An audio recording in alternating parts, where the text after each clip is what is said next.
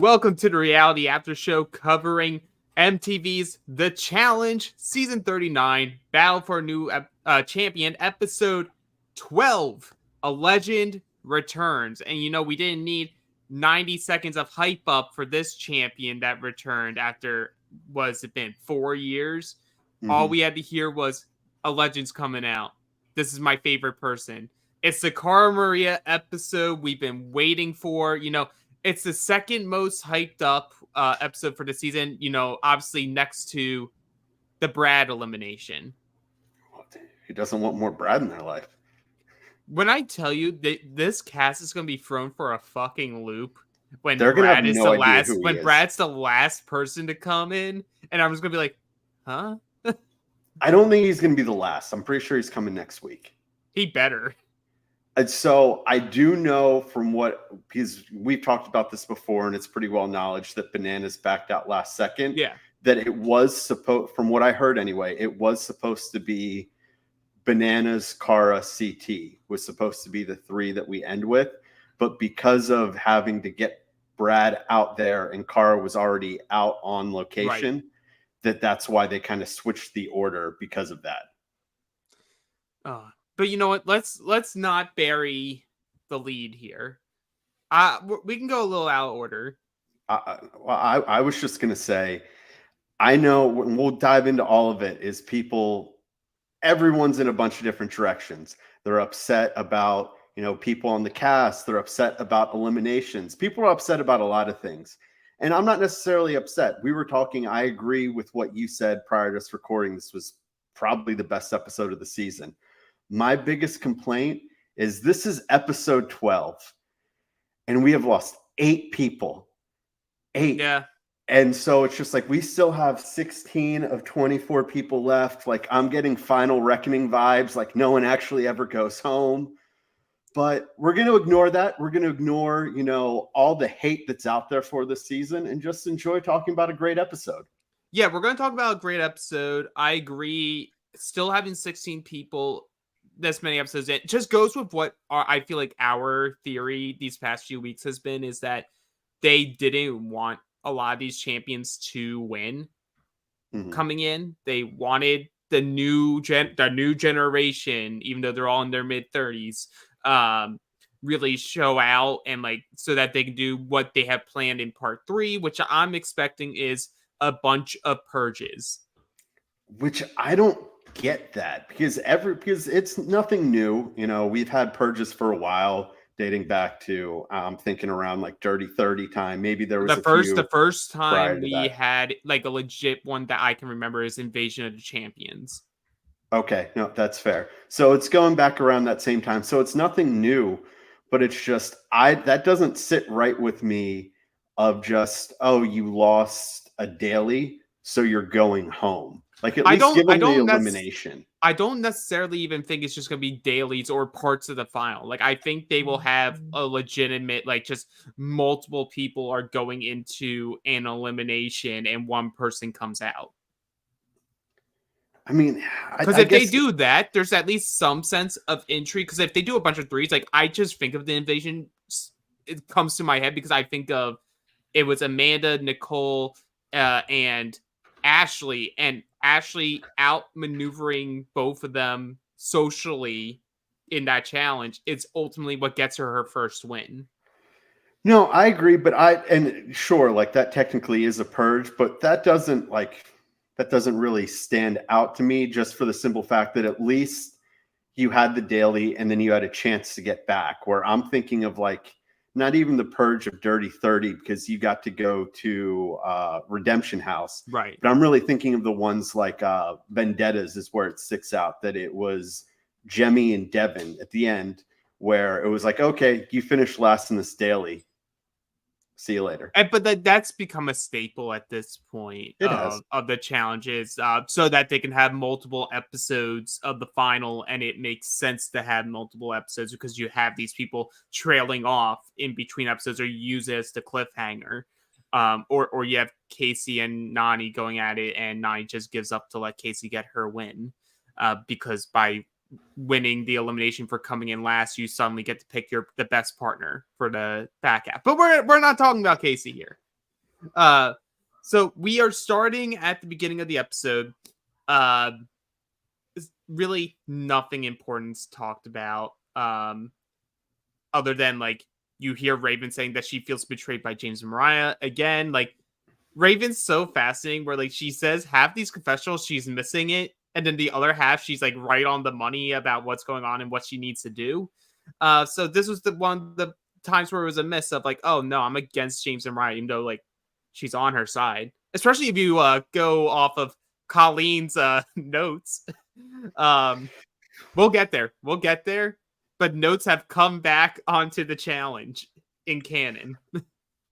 Well, at least this was I'll save it for when we get there. I'll save it for the note segment. Okay, but, that's fine. That's fine. So we then get to Montchal, and this is where like you start getting the plot for the episode. Montchal sees like she rehashes the Laurel hating her thing. If you're patrons of like the Challenge Mania podcasts or whatever, I believe it's on their Patreon. They put out a snippet of their interview with Montchal, further dissecting other reasons why Laurel may have beef with her. So check that out. But before you check them out, become a patron at realitypatron.com and follow our coverage of all the past seasons of Australian Survivor as Matt Bischoff watches them for the first time, Johnny a second time, all of us the second time as well. They just finished up Brains vs. Brawn, and I believe on either that or on our weekly Q&A, they had King George. Yes. So get some hot takes and stay there for some insider information. So become a patron. It's very worth like the $5, $10, whatever tier you want to pick. These podcasts make it worth it. So, and it helps us do what we do. So become a patron at realitypatron.com. Got that out early. So Montchal's like, okay, I'm feeling pretty good right now because all of my vendettas, for the most part, aren't champions. And the ones that are champions, like a Laurel, have come and gone already. So I'm feeling pretty safe. I'm feeling pretty confident right now. And so we have that. And she also brought up a point of saying that, like, the only thing I could have done there is say I could step in for Raven and compete against Laurel myself, which we haven't seen really on the challenge outside of, like, the closest to that is Jordan flipping all of the cards. To just say, I'm not giving anyone a chance. I'm flipping all of them. Now you have to put me in. Yeah, I mean, the only other one that comes to mind is All Stars 3, where Wes, to show to Brad, was like, hey, I'll go down. But no one really does that, and it doesn't make sense to really do. And the thing that's really interesting is I don't know why so many people just love to hate on Montchal, because people are outraged everywhere, being like, who gave her this power? Why is she the center of running everything? And maybe she's just that fucking good. But it's the people in the house that did that. And I don't understand why people don't necessarily like that flip. I get it from game-wise. If there's one side that's dominating the other, it can get stagnant, like we have seen in parts of this season. But this is nothing new. I mean, speaking of, this is the Cara episode. Think about it. Cara was that likable underdog for years where she was always on the bottom. She was going into elimination. She was such a badass, like kept going.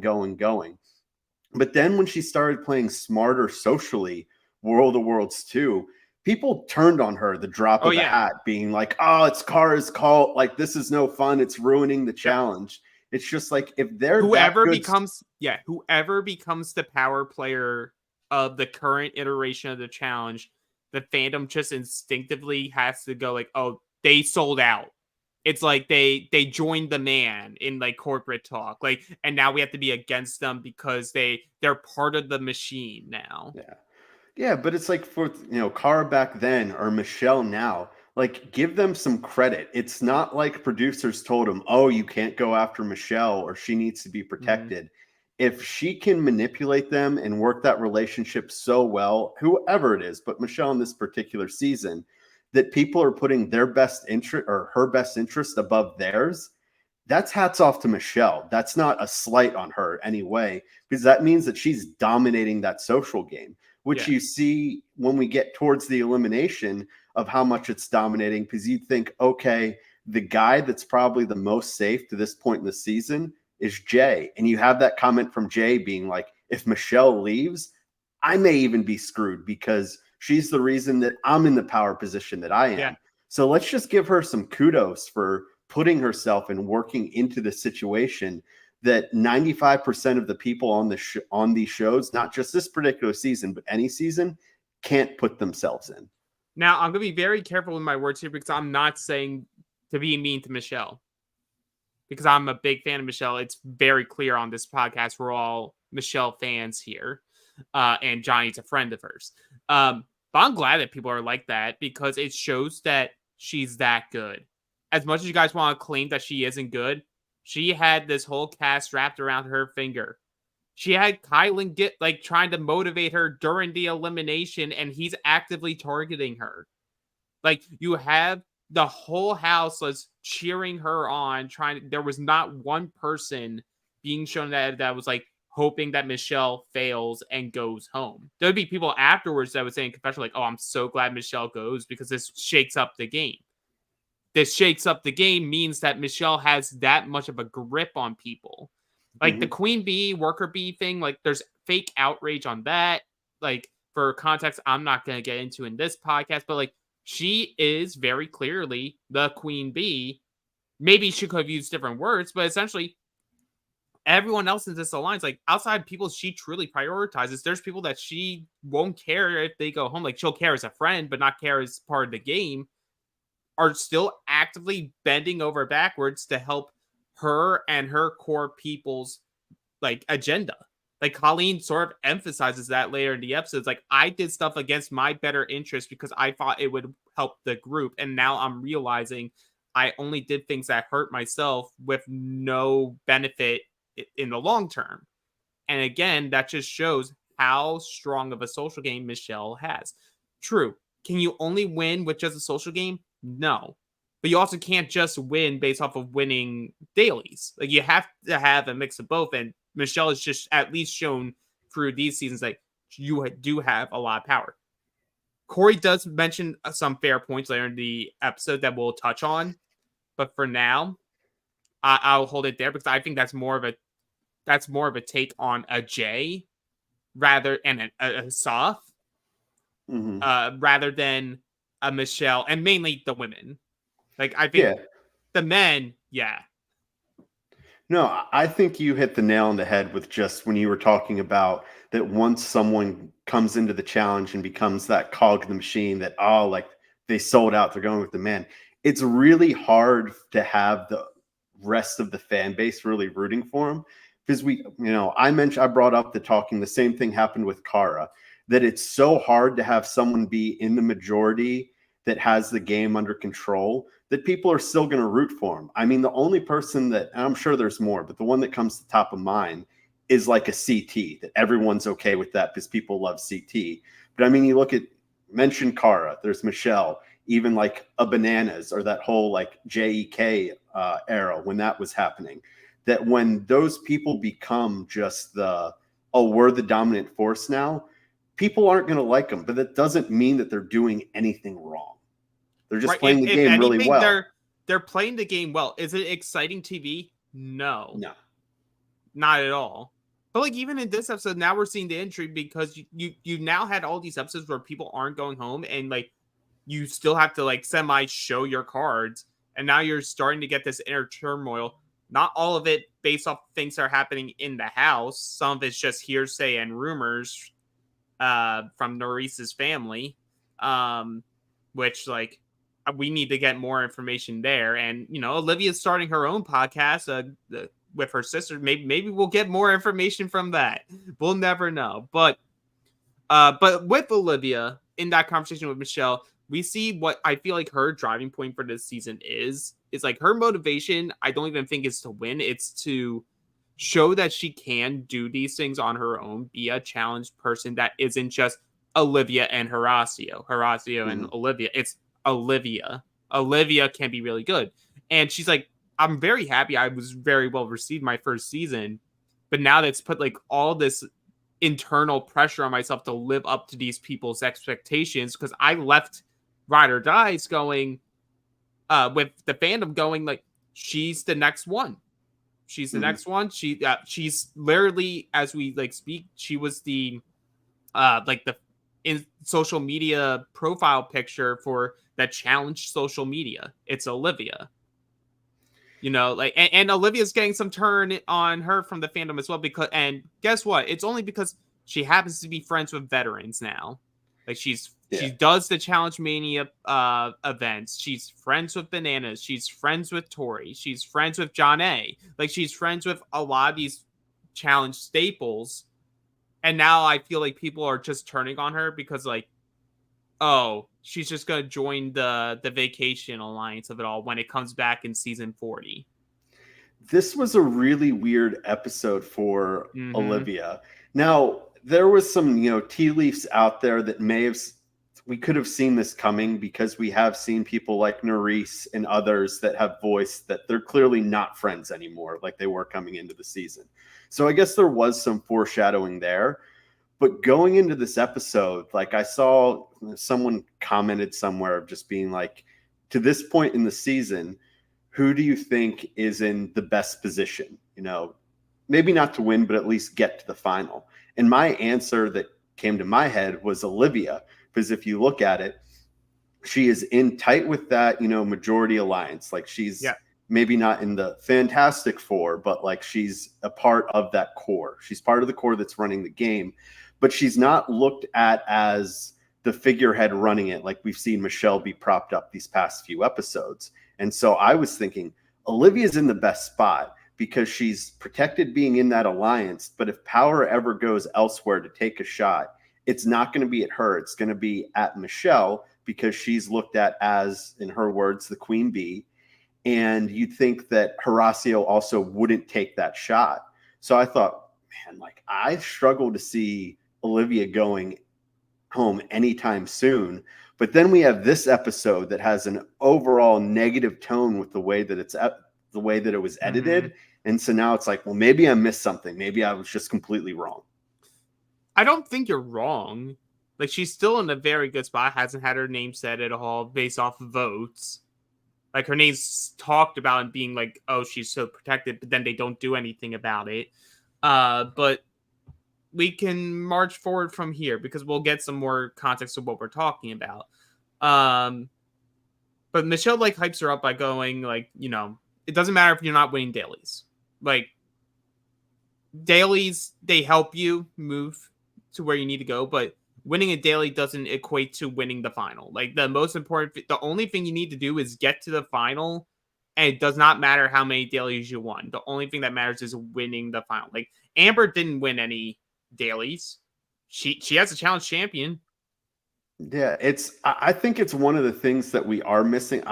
Maybe it's never coming back to the way that it was, and that's perfectly fine. There's not right or wrong, but there isn't really any, I guess, prize for winning a daily anymore. Sure, there is. No. It's you're not getting voted in, but especially in this type of situation where there isn't set teams or pairs or anything like that, and it's always changing, there isn't that benefit. Because in the past, if you were on the bottom, it was okay, myself or me and my partner, we can win this daily and we can really shake it up because we can shoot at someone from the top alliance. But the way that it is now, you brought it up earlier, that even if you win that daily, you're probably paired with a number of people from the other alliance. So you can't take that shot that you want. So winning that daily isn't nearly as important as it was in, say, the teens and the 20s. Right. Absolutely. And that needs to change going into season 40. Like, I knew coming into the season I had to like sort of keep an open mind to the concept. The concept doesn't work. The concept Mhm. doesn't work at all. But we haven't finished the season. I'm gonna keep an open mind about it. But we knew this was gonna be a weird season from jump with the format and the people that they decided to cast. So we have that. This then moves over to Kyland and Nerys. And from this, the main points we sort of get here is Kylan sort of talking about how you can be friends with someone in real life, but just realize you aren't good as allies in a game. Like for him, he's like, I'm good with Jay. I'm good with Montchal. I'm good with Olivia outside the show. Outside the show, I'm good with all of them. But in this game, our agendas do not align. I'm not a priority for them. They have shown that they are keeping distance from me. We aren't going to be able to work together. But then you have Nerys is in this very interesting spot where I haven't seen flack from the fandom because apparently whenever you play the middle you get roasted alive, but she is legitimately in the middle of two different agendas.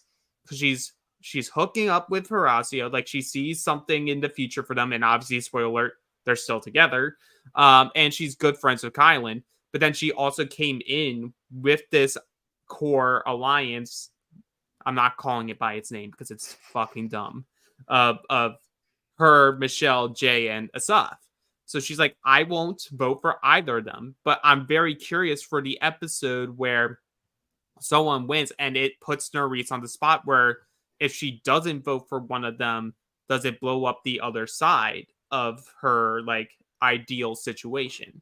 Like if she doesn't vote for Horacio, if she doesn't vote for Kylan, and that goes against the agenda of the stupid name. You're right. I mean, speaking of the lack of importance in dailies, if you're Nerys in this situation, I would not throw challenges, but actively be trying not to win, especially when you get paired with these smaller groups. It may not be great TV. It's going to drive some people crazy, but in her best interest of trying to win this game, I would never want to win a daily if I was her, because you don't have to put yourself out there. You can keep kind of playing this middle ride. And then when it comes to the house vote, there's still enough now that her vote probably isn't going to determine who's ever going into elimination. So she can always just say to one side or the other, being like, I was just going with the majority. So she has the perfect out right now that keep doing well, don't win dailies, and just stay on good terms with both sides. Because we know how close she is with, I guess we're just saying, that group that won't be named. But then you brought up Horacio. We know how close we've seen, especially after the show, that she is good friends with Kylan. So she does have real, genuine connections on both sides of the board.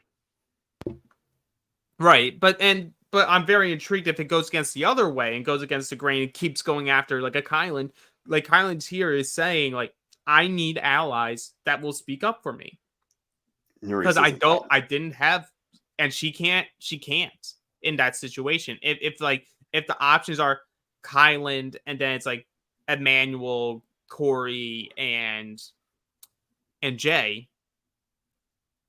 Okay, are you going to say Corey? Are you going to say Emmanuel, who are in your group, which will go against your core four, which I'll just call them that? Or are you going to vote Kylan and just be like, sorry, bud? Like it puts her in a tricky spot. But she also gets a call from her family, which makes things even more complicated because her brother decides to talk some shit and goes, Olivia has been fake and said that she's aligning with Nerys because Nerys is broke. And then like some of it was like sort of talked over. I couldn't hear what they were saying, but essentially the point is that they were trying to tell her that Olivia's playing her and their friendship isn't real. Which is really weird because we've seen, not saying that it's not true, we just don't have the context, but from everything that we've seen, I can't remember of anywhere where Olivia has talked bad on Nerys. I mean, there's been some of the stuff with like Horacio where she was just kind of shocked she didn't see it coming, that maybe wouldn't have been full support for that situation, but there's been nothing that has been that Olivia said that has been directly negative impacting Nerys in this game that we've seen. Mm-hmm.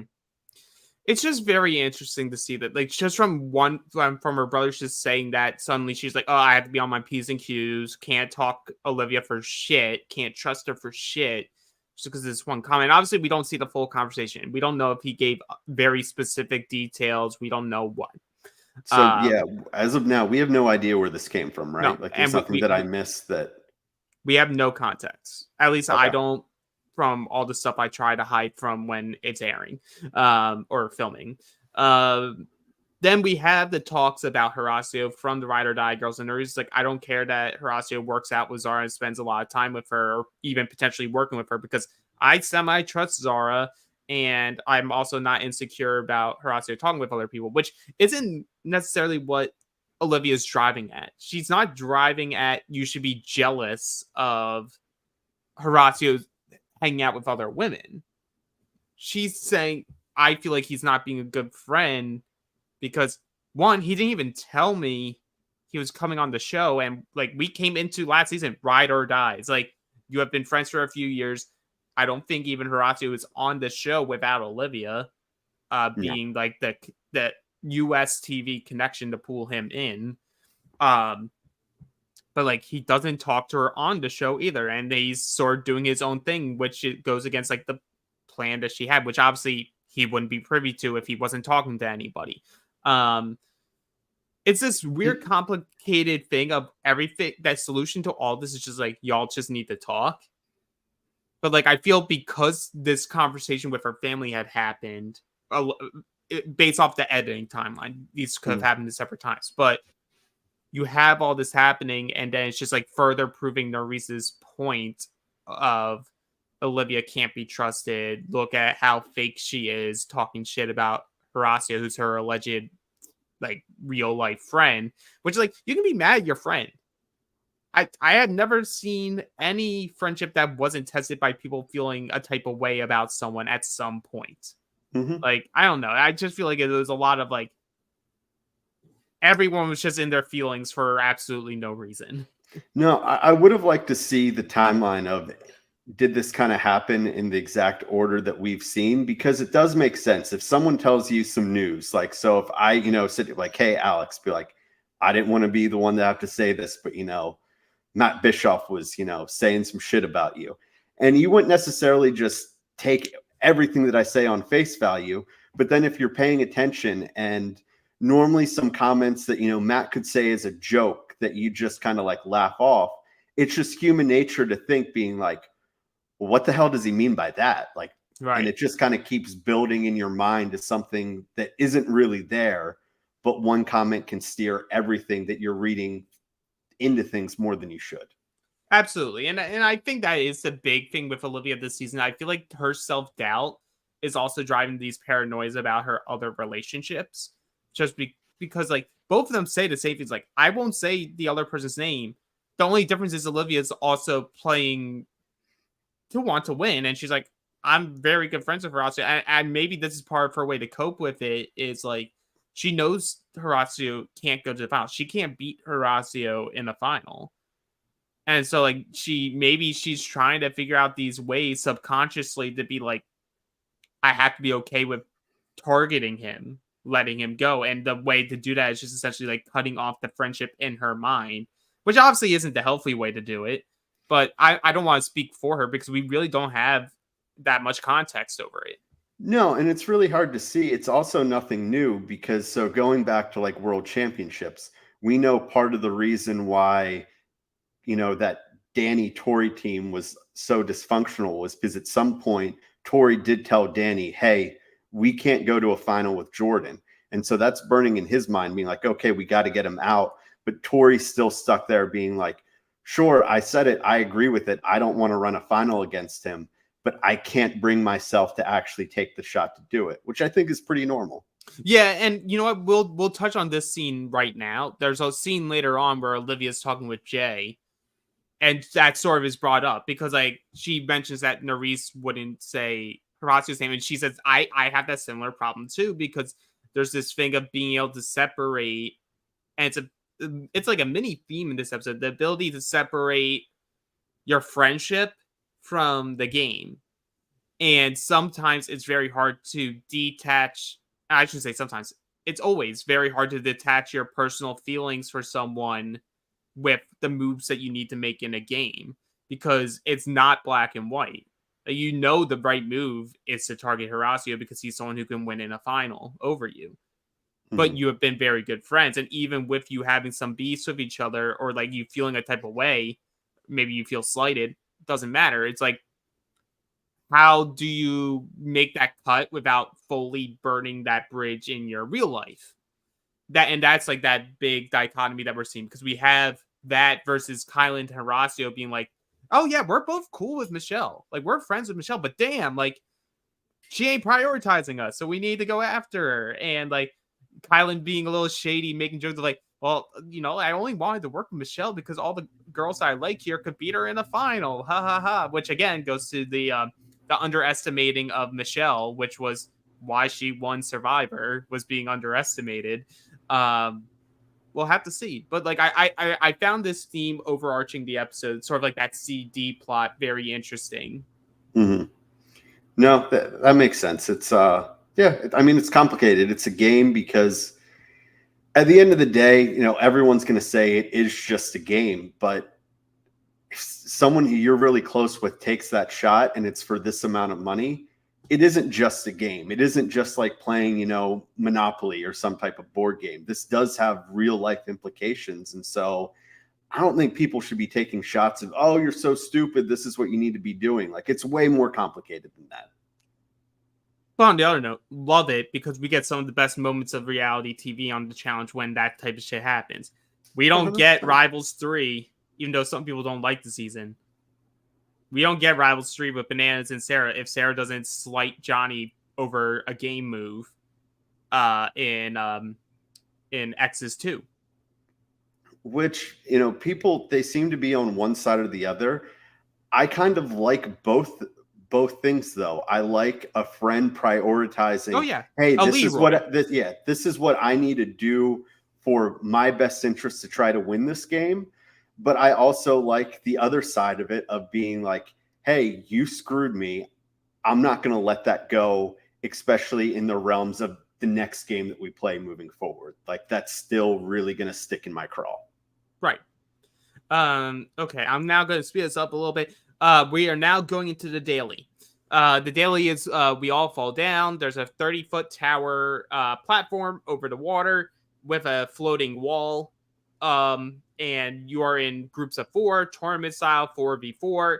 Get the other 4 people off of the tower and into the water. Last team with someone remaining will win. I like the challenge, straightforward, something physical. We haven't had a lot of physical stuff, so it was nice to see something physical. The teams were pretty, there was nothing like too interesting about them, except like you have certain pairings together. You're like, oh shit, like what happens if it's because once again, the main talk was, well, we again are assuming it's a guy's day, except for Colleen, who's like, hey, it could be another girl's day again. They've done it back to back before. It could be a girl's day again. It's not guaranteed it's a guy's day, so I need to win. So we have the teams of Team 1 is Colleen, Raven, Jay, and Asaf. Team 2 is Kylan, James, Montchal, and Mariah, which is the Team Trust. Team Trust fully. Team 3 is Olivia, Nerys, Corey, and Emmanuel. And Team 4 is Zara, Berna, Horacio, and Ed.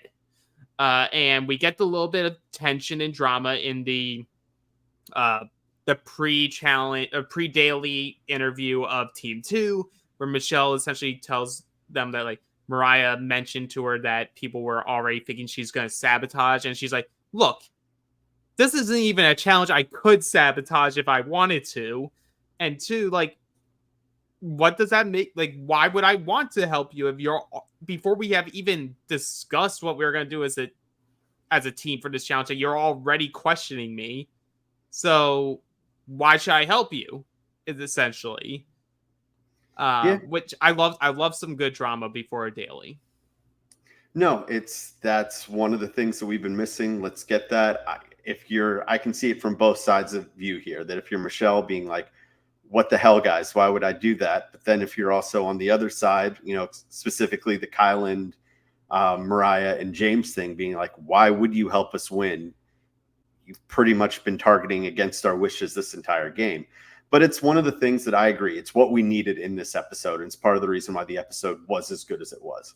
Yeah. So we have Team 1 versus Team 2. And I do love hearing Raven in here being like, like, I sort of hope it's a guy's day if we lose, because then it puts Jay and Asaf vulnerable, and they have made it perfectly clear they don't give a shit about me. So why should I give a shit about them? Let them be vulnerable. so you have this weird dichotomy of all of them want to win, obviously, but like Colleen's like desperate to win because she realizes if it's a woman's day, she could be fucked. And Raven's like sort of teeter tottering. She's like, I want to win to keep myself safe, but also if we lose and it's a guy's day, no problem there. But Team 2 wins off of the back of better strategy, holding on to the middle, and James just being a Hulk at that point in time was the benefit. Whereas in the finals, it was a hindrance. But they win that round, and Michelle's like, man, I did such a good job sabotaging. Well, James was only a hindrance in the final because I'm sure they were, only given about 30 minutes in between, and that was enough endurance just to gas him out. He didn't look gassed, to be fair. He didn't. No. But we have that. So then we have Team 3 and Team 4. And Team 4, while undersized, outmaneuver Corey. And the big thing people are saying here is while Corey's the biggest person there, he may not truly understand how to use it. And so they get outmaneuvered. Corey falls. And because Corey falls, the rest of the team follows very shortly after. And then we have Nerys like spazzing out on Corey for like, I guess, running into her. But like, and again, Nerys then fighting off with Olivia because Olivia's trying to defend Corey and be like, hey, well, maybe we can all just move. We could have just moved past each other. And then Nerys like, no, it's all his fault. And you have to agree that it's all his fault, which I think they really only showed it to, again, show Nerys not trusting Olivia and thinking Olivia thinks poorly of her. Yeah, and it wasn't that unsurprising because sure, Corey he was the biggest guy in that matchup, but it wasn't like he was that much bigger than Ed. Like that's pretty much a wash between the two of them. Right. And Ed was just the better like user of his body. Because like he then gets to the outside, he propellers everyone else off of the platform. But that gets us to Team 2 and Team 4 in the finals, and James trying to spin it goes against him, and he eventually falls in. The rest of his team as well. Team 4 of Zara, Berna, Horacio, and Ed win. So you have this interesting moment of you have two people each from conflicting sides. So you wonder who is going to be the target. And Horacio's like, I'm going to be quiet at first because I need to be. Because you have Berna out of nowhere just going like, saying that all these people are protected. Like every single person's protected and Michelle's her queen. After the past 2 episodes of, I don't know if I can trust Michelle. Michelle will try to throw me in for these past 2 rounds. Now Michelle's back to being Berna's queen. It's just like a pendulum. Depends what day it is. Swings back and forth. It truly is wild. But you have these people being like, she wants mainly protecting Colleen and Michelle. She wants Mariah to go in, most likely. Then you have Ed, who's like, well, I'm not going to say Michelle, which like Horacio says, like he won't say Michelle. Berna won't say Michelle. Zara won't say Raven. I preferred not to say Raven as well. So then he starts pushing, and him and Zara go like, we want Colleen. And Berna starts spazzing out of like, you guys aren't even listening to me. You're not giving me what I want. And Horacio is sort of like, look, we haven't gotten what we wanted this whole fucking time. Zara and I have been outvoted every single time. Berna's like, I don't like, I get that and I care, but like, I want this. And why can't it be Raven? And essentially Ed's the one who has to back down and go like, if it has to be someone in our alliance, and I don't want to do something that could hurt me by tying it or whatever. Colleen's lower on a lot of the people's lists, so I'm just gonna let Colleen go in. Which was weird. Then you have Colleen being like, I don't understand why they're protecting Raven. I'm like, well, they aren't really protecting Raven. They just didn't protect you. This is what drives me nuts for it, is because we see it with Colleen, we see it with Raven, and they talk about as soon as they're voted in or on the bottom, like, oh, this is BS. I'm gonna make a big move or whatever, and then it's like 24 hours they forget, and it's just like, I get that they haven't done right by me the past 4 times, but they do it one more time, and then that's when I'm going to make my move. And it's just like, I don't understand how the writing could be any more clearer of where you stand in this alliance. But hey, what do I know? Well, but I also get being tired of being on the bottom, because like in her mind, she's won some things and it has helped the group. But whenever she's vulnerable, she doesn't get help from the group. She just gets voted in. But Berna's upset that she didn't get her way. Colleen's the vote. And then this is where we start seeing Colleen get a turn. Because everyone originally is already talking about like Raven is the only option for the House vote, because the only people vulnerable are Raven, and then it's Michelle, Nerys, and Olivia. Like, those are your people that are available for you. I may be missing a person, but really, Mariah as well. So all ride or die people. Colleen then reveals to Emmanuel and Asaf. This on her notepad, she wrote down, everyone is protecting Olivia, Nerys, Mariah, and Jay, and she has them all written down with just like one letter to show, like, I guess, first name. So like I wrote it down here so I can remember. So in the middle you have M, O, N, and J, obviously for Michelle, Olivia, Nerys, and Jay. On the left side, they have Asaf, Corey, Berna, Ed, Emmanuel, and Colleen, which I assume the E on the bottom of that side is Emmanuel, because Colleen is close to Emmanuel. So she sees her and Emmanuel as the bottom of that side. Then she goes to the other side, and that is Mariah, James, Horacio, Kyland, and then Raven and Zara on that side, but a tier lower. There are the two on the bottom. So she shows everyone's working like that, and Colleen's like, I'm already voted in.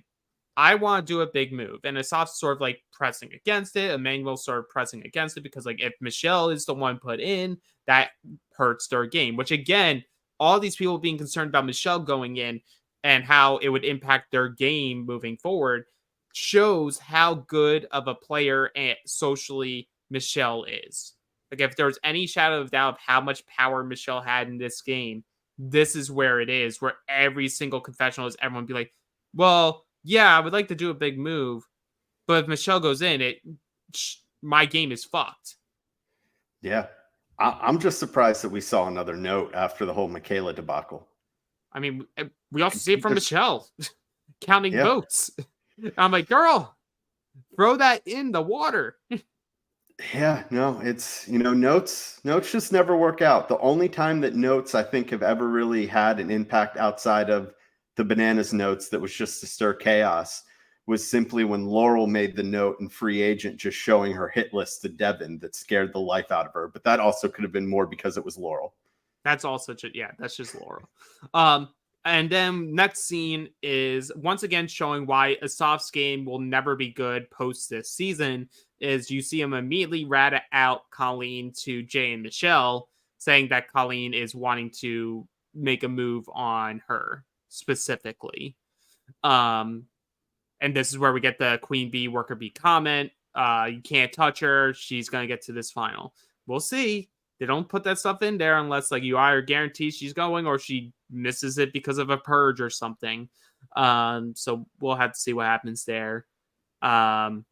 We then get another scene about Olivia feeling slighted by Horacio, and then cutting to Horacio talking with Zara, saying like, I need to talk to Olivia, which, you could just go and talk to her instead of explaining what you will say to somebody else.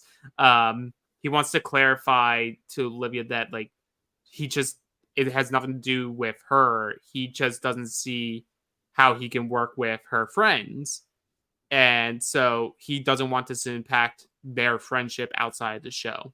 Cue Olivia then be like, maybe Horacio just shouldn't be my friend, but which was tough. But like, I don't know. This is, once again, you can see it from both sides. I can see why Olivia would be, hurt and bothered that Horacio has never really had that conversation with her, which is justified. But I also get it from Horacio's point of view here of being like, I don't want to go and kind of make nice with that side because Jay's pretty much already laid that out in the sand. So why would I go be buddy buddy, not outside the game, but inside of this game when he isn't just going to be like, oh no, Horacio's with us? That completely changes my game because we know Jay's even admitted as much. He doesn't want to go against Horacio in a final. Almost Yeah, nobody wants to go against Horacio in the final. absolutely. Though But I did want to mention just real quick, it was from the Daily because we did have another Zara win. oh yes, I wanted to bring this up as well. I have a screenshot of from challenge stats for this season. So we're 8 dailies in. Zara has won 5 of the, or has been on the winning team of 5 of the 8 dailies, the most by anyone. It's actually very interesting seeing the power structure because it really highlights last episode with what Jay was talking about how this minority group rising is scary because they're the ones winning dailies, as opposed to his social structure that isn't. Because from top to bottom, we have Zara at 5. Then at 4 apiece, it's Horacio and Raven.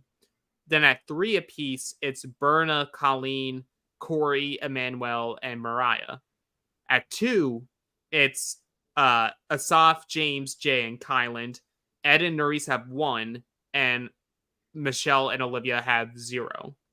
Which really just that further highlights how these people in the minority that people are scared to go to the final with, like a Zara, like a Horacio, like a Raven, like all these people, it's hard to get them out if they're the ones consistently winning the dailies.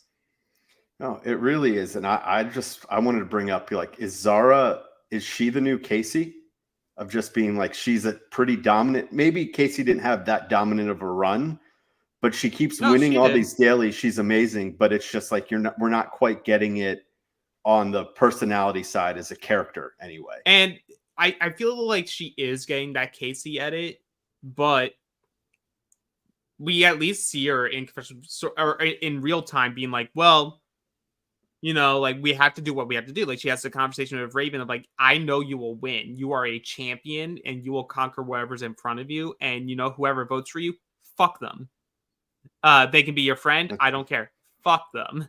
And I was like, okay, there we go. Zara getting a good liner. We didn't get that from Casey until World Championships. So like I still like Zara. I wish we would get more, but maybe she's just not like doing that in real time, like around the house. Like she could be one of those people that's just like she's a good casting choice if you want a dominant woman who will give 110% in any type of challenge you put in front of her and is willing to go down in the sand. Yeah, I mean, I guess maybe than Casey, a better comparison could be someone else on the season from their last season, which was Ride or Dies, is Horacio.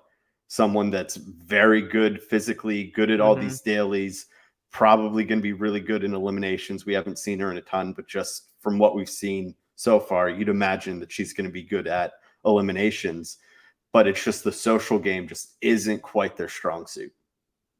And I wouldn't even say that. It's just that she didn't come in with a big group of friends coming That's in. true, Like because you'd and think they she knew yeah. almost no one going into the And show. I would say you have to give her at least some sense of credit of during the massacre of the internationals, she is one of the few that are remaining. Is part of it because she was winning a lot? Sure. But you do see these people being like, no, I enjoy Zara. Like they like Mhm. her, as opposed to other people that like they like them, but they didn't hesitate to say their name.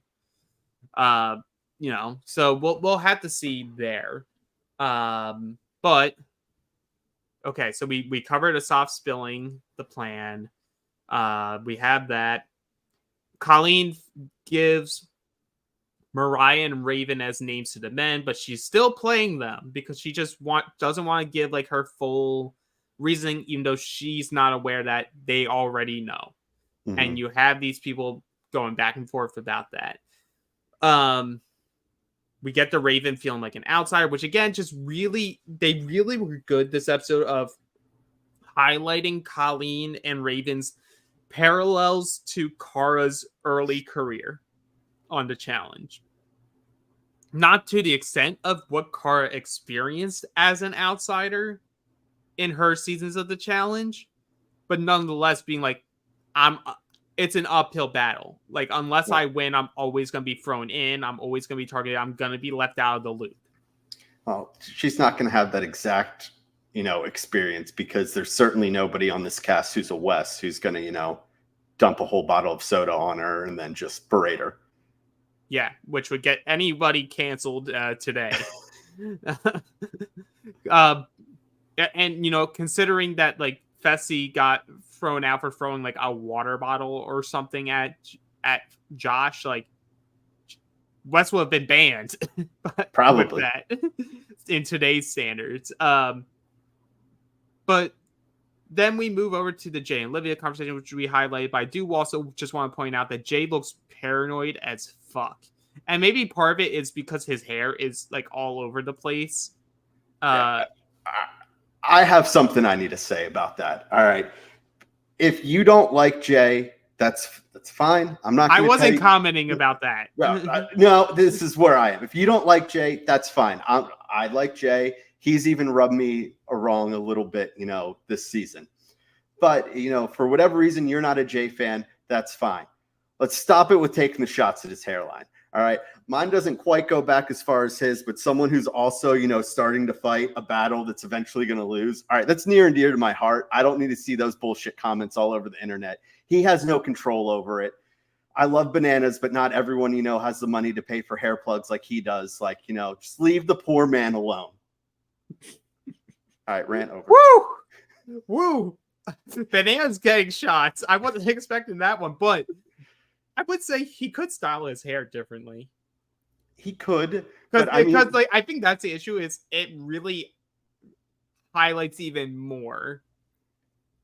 Because especially when his hair is disheveled. Especially when his hair is disheveled. Because like when he just has it like all like held back tight, no issue. Big forehead. Who doesn't have one? But like that's fine. Like that part is fine. Like you work with it. You work with the hair that you got, and it's when it's all over the place. You might get some jokes about it, but that's low hanging fruit. That's low hanging fruit, folks. But it's also there. Like you think about it, they're living in this house 24/7. Anytime that you see him on social media or anywhere, it's more tightened up. But you're going to have some bad shots out there if they're recording you 24/7. Well, it's the same with the women on the show when they're not like they were showing Olivia like without makeup on and everything, and it was like probably just after they had slept, and maybe she didn't sleep well, and everyone's like, "Oh my god, Olivia's looking rough." I'm like, no, it's like she probably just woke up like 20 minutes ago. Yeah, no, sorry, it's just something I've been seeing all over the place that I'm just like, we don't need that negativity out there. Mm-hmm. All right, especially half the guys out there that are giving him some shots or whatever, if you're younger, fucking talk to me in 15 years, man. All right. Like it's tough. Not everyone has good genetics. Praise the ones that do. Anyway, the one thing I did want to highlight about the Jay Olivia conversation was Jay like trying to like reaffirm to Olivia. So it's like nice side of Jay of like hyping up Olivia, being like, no, like you need to understand like, okay, yeah, Horacio is a physical beast. You made the final because of you, not because of him. Like Horacio wasn't talking to anyone. You talked to us. The reason why we didn't throw you guys in was because we liked you. And like, if you guys weren't attached to each other, you would have still probably made the final. Horacio would have been in every single elimination, which he almost was, but basically. But he essentially was like, people saw Olivia as someone that they could work with, whereas they saw Horacio as a physical tool that could be used in the game, which is the price you pay when you don't really highlight the social game. Because we see the pros and cons of being good physically and being good socially, and the vice versa of not being good. Because with Horacio, it's like you could win safety by being good at competitions. But when you don't win, your name is going to be talked about because you're not building social capital with other people to keep you insulated for the times that you don't win. Montchal is playing a like a master social game. But the problem with playing a master social game is when you get called out by someone and they say a name publicly, you can't say any name, so you have to like sacrifice yourself before even mentioning someone's name.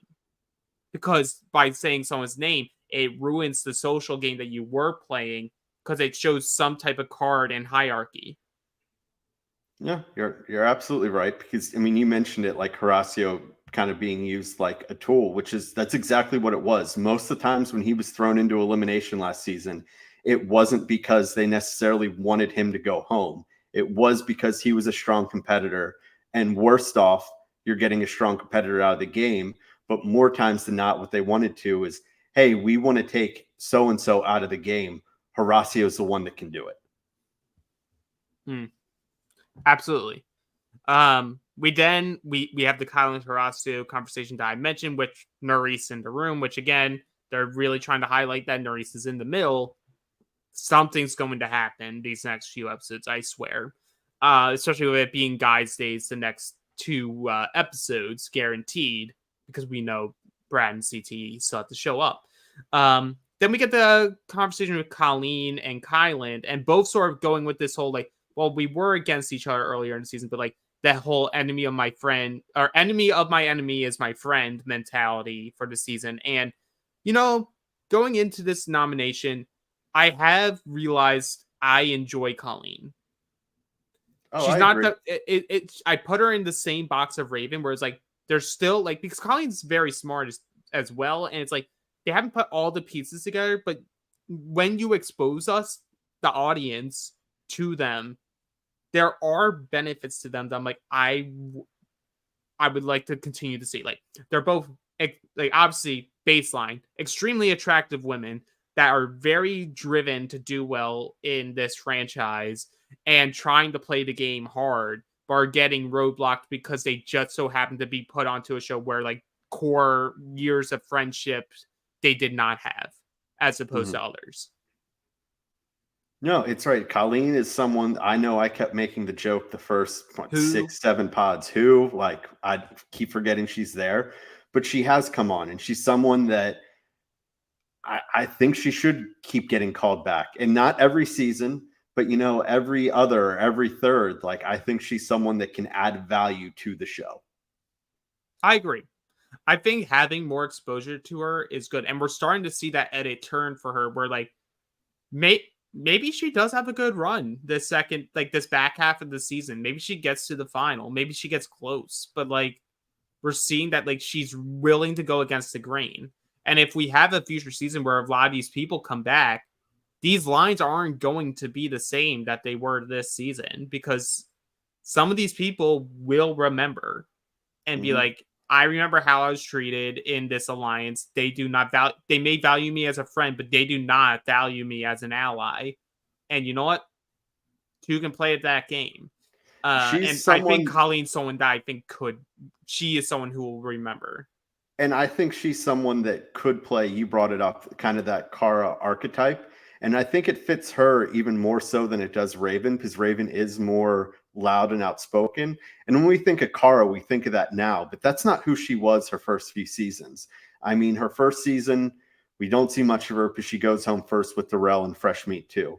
She comes back and she's still, it's for Cutthroat. She's still very soft and not, soft spoken, but the only reason why that storyline gets brought up more and she's protected is because she starts dating Abram. And then you go into her third season and she's still soft spoken, not doing a whole lot, but she's with a powerhouse and someone outspoken like Laurel. So I think that's someone that Colleen potentially can come, that if you keep bringing her back, giving her some opportunities, she can find her voice more and become more of a powerhouse in this game. Not to Kara's extent, because very few people are ever going to do that and commit to completely changing their body type with adding all that mass and muscle like Kara has. But I think she could have a comparable kind of upswing that by her third or fourth, if she keeps getting brought back and is bringing somewhat entertainment, she can really start to find her groove. Absolutely.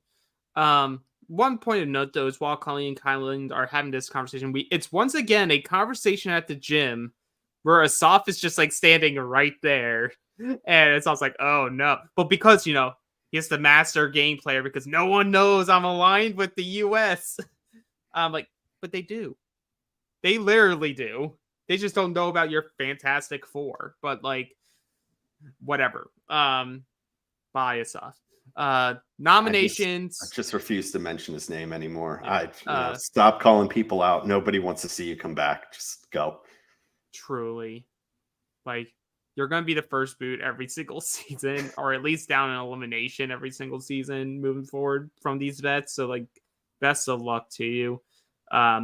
Nominations happen, and everyone votes for Raven. Raven's ready. Like, Raven and Colleen are, like, obviously annoyed, and they're on the offensive. They're bringing tension of, like, y'all keep making us easy votes. And I love that within the same breath, Jay goes from like, no one's a messy, like there's like Jay likes talking about how there There's is no no easy easy votes. vote, like you're all are badasses. And then as soon as someone says like, I love you guys, it's like, everyone needs to stop saying they love each other. And there's lines, there's obvious lines. I'm like, buddy, you literally you just did what you're complaining about. But Corey's vote was hilarious. Like, I love Corey like talking out loud and sort of like putting Jay a little bit on edge by like talking about like, well, like, no, like you guys are the easier votes. Like, I can admit that, and I can admit that I'm like a lot of us, me included, are probably playing a scared game. But because I'm a pussy, I'm voting for you, Raven. I thought that was phenomenal. It was great because he Corey is like, I don't care how much hate Corey gets online. Corey is brilliant casting because he truly doesn't give a fuck. Like, he goes onto these 2 seasons of the challenge doing whatever the hell he wants, because he even admits like, I don't know when I'll get the next call. I don't even know I'll be available the next time that they call me because I have a full-time job outside of this. Like, this isn't my actual career at this point. I have a real career. So I love that he just does it, and he's entertaining about it, and like that's just why I've always been a Corey fan. He makes it entertaining. He's saying things that most won't, because you brought up Jay. One of the biggest issues with Jay this entire season is just his hypocrisy of what comes out in his mouth, like out of the game, versus what he says in confessional, that it doesn't line up. Where at least with Corey, love him, hate him, wherever you are, he's consistent the entire way through. He says what's on his mind, and he's just like, yeah, I kind of, hate that this is the game that I'm playing, but this is where I'm at right now. I'm sorry, you're the easy vote, Raven. This is just where it has to be. Kylan then like is the only person who doesn't vote with the group and votes Mariah. And again, this should have been like an alarm bell to Colleen of being like, well, why is Kylan voting Mariah if they're on the same side? Well, if when Kylan fools her for the 15th time, she'll pick up on it. It is interesting too, especially at the end of the episode where Colleen's like, I have this new group with these people, and she includes Nerys in that group. Like, she immediately just decides to remove Nerys from that centerpiece and be like, no, but she's part of our group now. Like, I'm flipping over to this side. Nerys is going to come with me because of Horacio, and like we are going to go take on Olivia, Jay, and Michelle. Again, really highlighting Nerys, girl. You got some decisions to make. Yeah. But this gets us like, we have a nice conversation with Corey and Raven after, where like Corey's like being, legit, and they're friends outside the show, now at least. And Corey's like, I'll admit, like it's hard. Like, I have to do what these people want because like I fucked up at the beginning. But they both talk about like, what's a good social game when you just come in here with your friends. Like, and I don't think he's shading Michelle there because he's actual friends with Michelle, but like he's friends with Jay too. But I would say he's looking at Jay, looking at Asaf, like looking at some of these other people who haven't put in the same type of work and going like, y'all are like hitching your wagon onto Michelle doing all of the heavy lifting. And like, come on, like, you aren't playing this master tier social game, because as soon as we go on another season, like, sure, Michelle will have enemies, but like she'll have a lot of friends still. Like Asaf, Jay, like y'all gonna come on to another season and be attacked. Olivia potentially, be attacked. I don't think she will with a mix of bets. Like she has some ins with the bets. Like all these other people, there's more lines of being attacked, but he's like, it's a lot easier to claim that you're playing great socially when you come in with all these pre-mates. And he had pre-mates too, but like they weren't nearly as tight with years and years of friendship as some of these other people. Yeah, agreed. I mean, we've talked about this before. For like that, let's say, especially Michelle and Jay, like really being that core or whatever. As much as, Michelle is playing, this great social game and, Jay's done pretty well or whatever.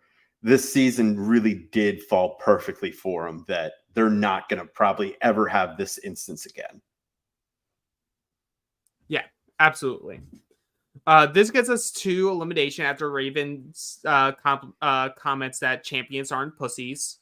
And there's no one that has won the game that hasn't had to be both good socially and perform well. Debatable on the social part of Definitely it. debatable. But I like the mindset. I like the No, mindset. it's a good. I could definitely point out some instances, but we'll just let it go.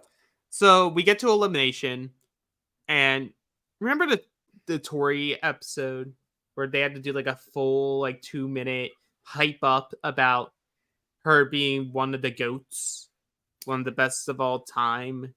I believe I mentioned there that I was really confused because I was like, I thought this was Tori's episode and not Kara's. Well, here's the thing. Here's the difference, folks.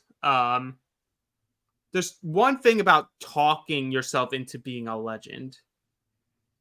There's another where all you have to say is a legend's coming out. Like Kara's returning, and I was watching this for a second time today, and I still just her like coming through, her smiling, like gave me goosebumps seeing her on a challenge show again. She comes in, and the only thing that TJ says on the air is Kara is his favorite player ever. Mm-hmm. Which makes her the GOAT. Like, here's the thing. Like, is Tori a current face of the challenge? Yes. Sort of like Michelle. Michelle is a current face of the challenge. From a woman's perspective, or the perspective of women playing this game, you can make a debate, but the face of the challenge, if you're going to ask someone to tell you names right now, one of them is Cara Maria without hesitation.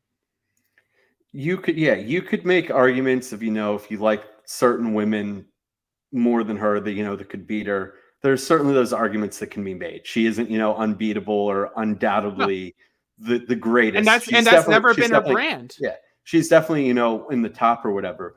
What you can't argue with is the fact that especially if we're just looking at the women's side of the cast, she has the best body of work with all the eliminations she's won, with how many finals she's made, the fact that she has 2, and that one in Vendettas, which sticks out better than pretty much everyone's, because she's the only female that's ever been the solo champ.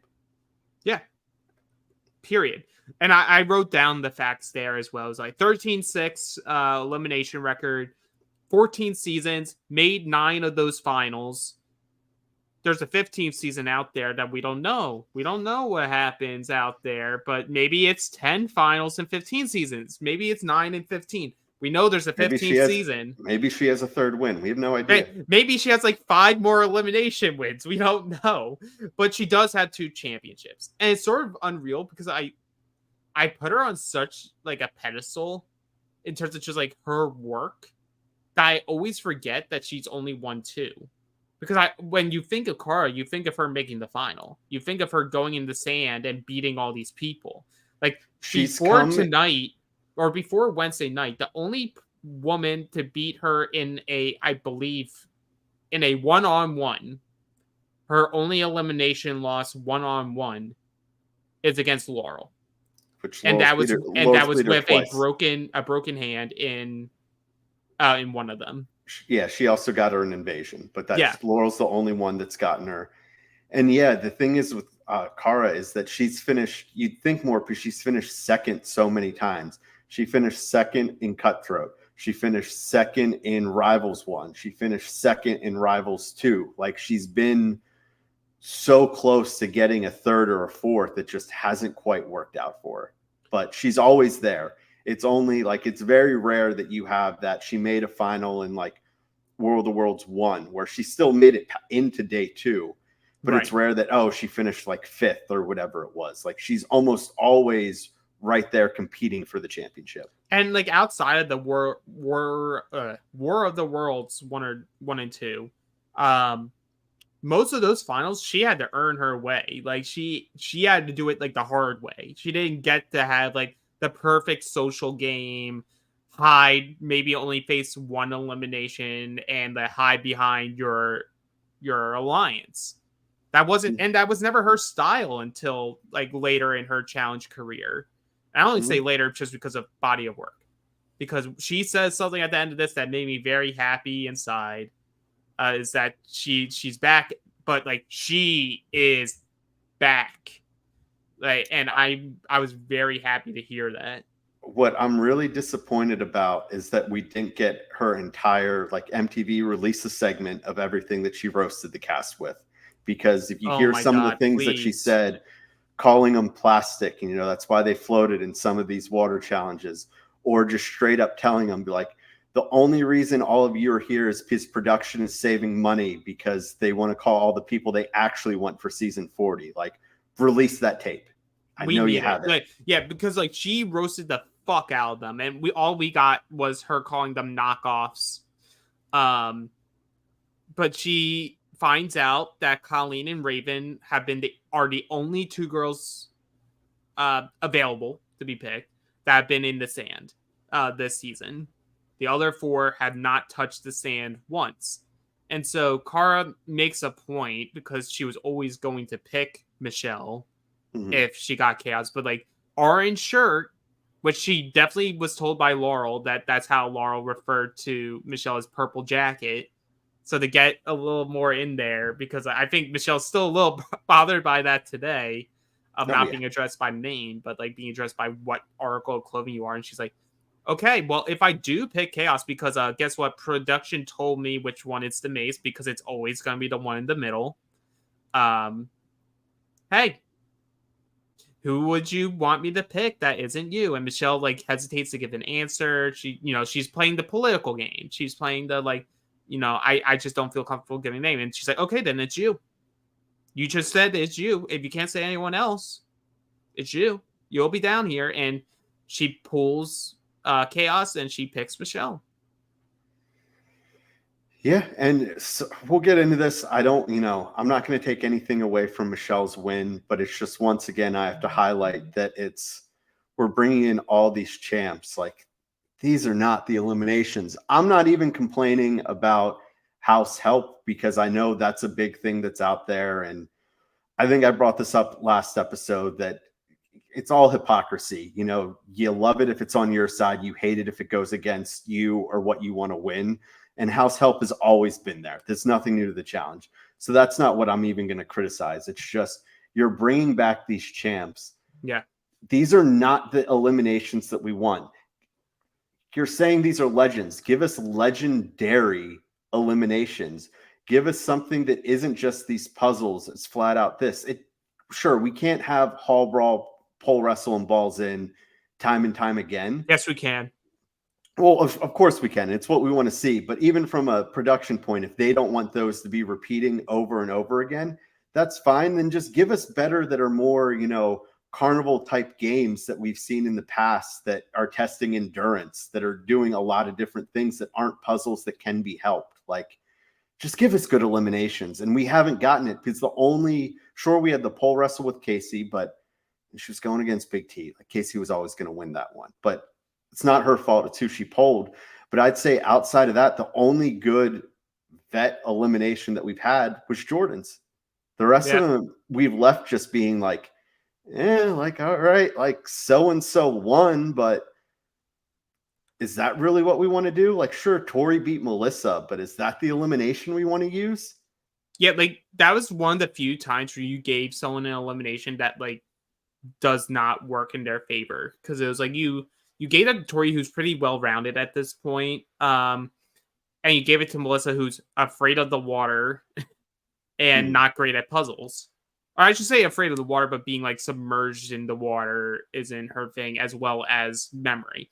You could argue that Raven isn't great at memorization, but like she had the whole group helping. But the point still stands. It's like a big point of the challenge is the physical eliminations, because like the eliminations are where you prove how much you want and strive to be in the game.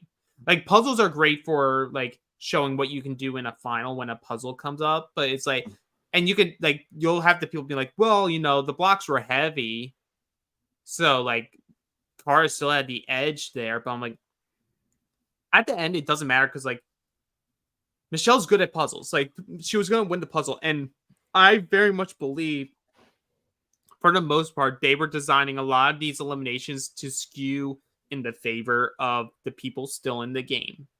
And that's why if you gave Laurel or Darrell or Jordan or really any of them except for Kaz, because I don't think the physical would be like her thing. Like an endurance one would be her thing. But you can get you need something physical to like if you want the champion to really highlight their skill and what they're known for. It's the physical, not the mental. It's also the more fun thing for a viewer to watch is a physical elimination head on, because one, it's very easy to follow along, and two, like if you want to do the whole be the best to beat the best, or be the best so beat the best, like I'm not. What did I prove? Like, if I'm Michelle, like, what did I prove by smoking Kara in a puzzle? Which is, of the things that you could give, is Kara's weakest point, and like she's not even that weak at it anymore. Like, no, and I don't think it even has to be, as much as that's what we want. Is we want, you know, those big 3 eliminations of, you know, these physical contests. give me a wall climb. Yeah, the wall, or I think another one, which it isn't as great on TV, but I thought would be good, is you can have a physical elimination where it's not a headbanger. Like I'm going back to just a few seasons ago, like I said, not the best to watch, but shows what it takes to be a champion, is Total Madness. Look at the elimination between Tori and Jenna, where they were, you know, carrying the rocks back and forth, or it was like cinder blocks to get them down and fill a crate. That's really what it takes to be a champion. Someone where it requires that strength and to just never give up. Like you're going to keep going until TJ blows that horn and there's nothing you can do to stop me. Something more like that that's not a puzzle, because sure, puzzles and eliminations, they aren't anything new. They're new seeing them this often. Didn't Jenna win that one? Jenna took out Tori, and that was where that's Tori went down. So wild to think about. It's like because everyone thought Jenna was like, checked out because everything with Zach at home. Yeah, it's so wild to think about, and that's also like the last time Tori flopped in a season. She didn't do great on Double Agents where she lost to Anissa. True, but true. That was also bad. That was very bad. No, that elimination was funny because she lost to Jenna, who everyone thought was zoned out. But Jenna, God bless her, she's not the smartest person, that she's just able to go. And for entertainment, I thought it was great just seeing Jordan lose his fucking mind on the side, like cheering for Tori and just getting pissed off she was doing it wrong. Like, yeah, obviously. But yeah, a moral of the story is like, look, I understand you guys like doing the puzzles, and maybe somehow this is a better budget for you guys, but I highly doubt it. But like, give me some of these things that I'm like, it doesn't even need to be head-to-head headbanger. Give me the sledgehammer. Give me the sledgehammer. Give me the you against the rope. You against the bungee cord trying to cross to a certain threshold. Give me that. The Leroy pole. Like on the upside down on the log. Yeah, Leroy working the pole. Give me the one that Zach and what's his name from Marie's Real World season, the Demolition. Trey, yeah. the demolition through the floors of a building, or even Brad in All Stars, where you're breaking apart everything in the room, or in Bloodlines with Abram and his cousin, breaking everything in the room and fitting it through like a little hole and getting that through. Like, there's other things that you could have been doing than here's a puzzle. Here is a 9-piece puzzle that just so happens to be on blocks, and yes, there are 2 pictures on each block that could mess you up. Like, and that's why I also give Montchal more credit than everyone who's just like, oh, she had the whole group helping her. Like, they could really only help so much in that, and Montchal seemed to know her shit. She's good at puzzles, and also to anyone who's so like it's Blockhead. You're making a puzzle with big pieces. Montchal is having a horrible time moving these things because strength is not her forte, whereas we see Kara toying with her, putting blocks in front of her path. But like, end of the day, Kara really didn't see what she was needed to see until it was too late. Montchal dominated, gets the win, stays in the game, showboats by because she can't kick the puzzle down. She gets on top of the puzzle and says like, girl, puzzles are my thing. Didn't you know that? And anyone who's upset about them, like, do you guys even like the challenge? Do you like the show? Because if you're gonna hate watch the show, just stop watching. There's other things you can watch without putting hate within yourself. Like, just enjoy the show or watch something else. Like, it's not like the challenge has that many great views anyway. So like, you don't need to be adding to it. Well, to be fair, the viewers have gone up because it's amazing what happens MTV when you put Laurel and Jordan and Cara Maria on the show. I wasn't going to say now that's obviously part of it, but also when it's not running concurrent at the same time as Survivor, also going to help. But those same people that are complaining about Montchal dancing and celebrating, had Carl won and done the same thing, those same people would have been like, yes, queen, you fucking ate her up. Like, it's all results oriented in what they're rooting for. Like, someone who they're liking does that, and they would have thought it was the greatest thing that's happened all season. Yeah, absolutely. And I'm like, just enjoy it.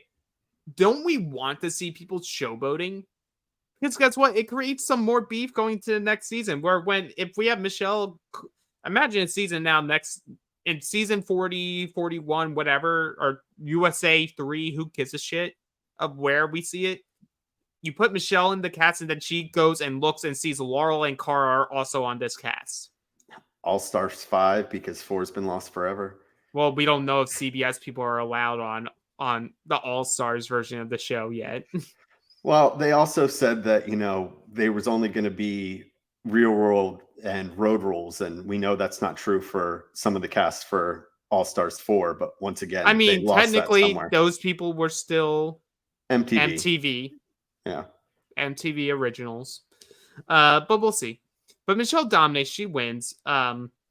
Jay was freaking the fuck out the entire time because he was like, if Montchal goes, they will go in flames. But Jay, I got words for you.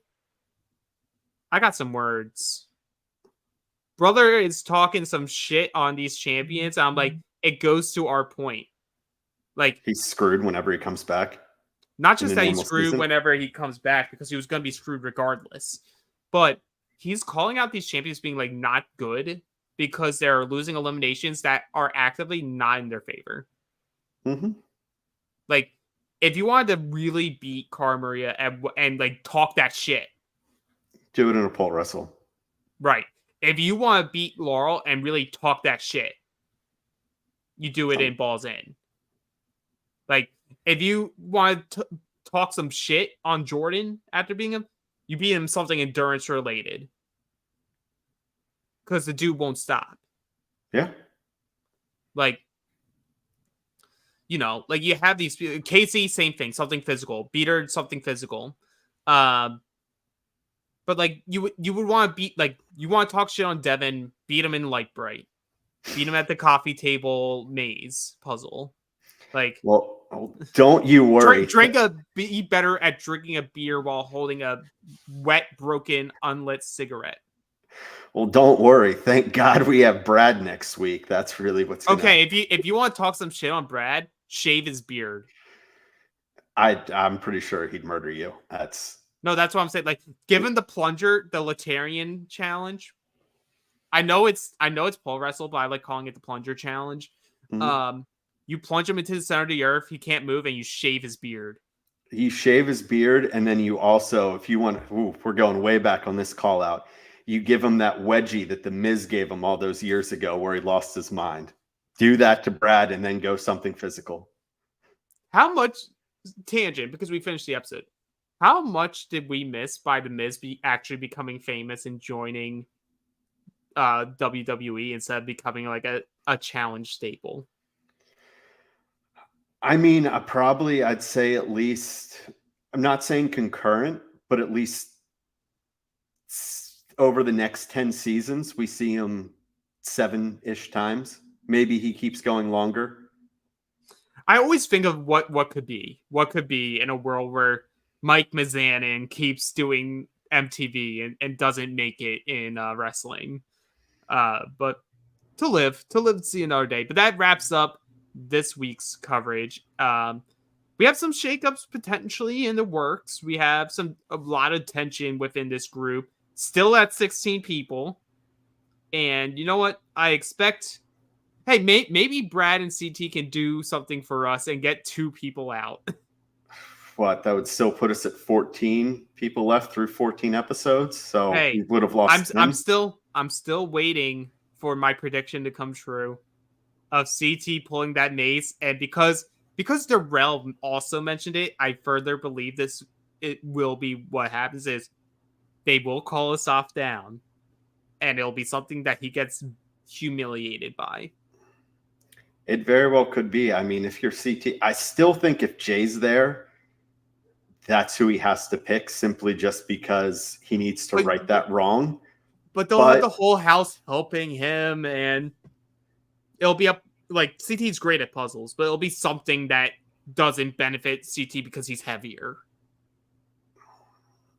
we'll see. And we need, I mean, can't believe I'm saying this, but like, come on, Brad. Like, we need some people out of this house. I still have Come full, on, Brad. I think, and maybe I'm wrong because I would have thought with Cara coming back, you're going to have an elimination that she can eat up. So, because my thought going into it, looking at it, would be like, maybe not everyone gets the fair eliminations, but knowing the mercenary list, the vets coming in, they were going to give Cara and CT 2 that really played to their favors. They clearly didn't do that for Cara. Do they not do that again for CT? Do you think this was another test for Cora? Because like there's the whole thing out there of like USA 2 and All Stars 4 were a test to see if they could continue to bring back Polly and Kara. And But it's like we know that you Cara make was them already on face a season. diversity. You make them face diversity, and then you have her come on and do this show and give her an elimination that's not in her strong suit overall. Not saying she's bad at puzzles because she used to be shit at them, but like she's better at them now, or last we saw her.